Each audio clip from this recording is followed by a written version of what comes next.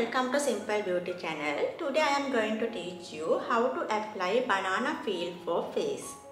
Banana helps to remove wrinkle from your face. It's remove laugh line and lines from foreheads. It also fades away dark spot and make the skin glow. Now we will see how to apply banana peel on face.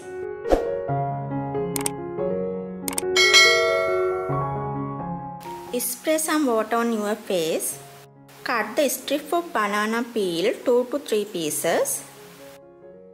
Rub the soft inside layer of the peel on your face.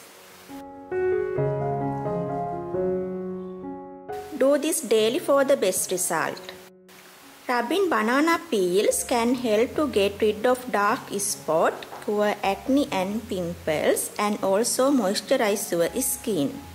And also it's help to keep your skin hydrated and bring natural glow to your face.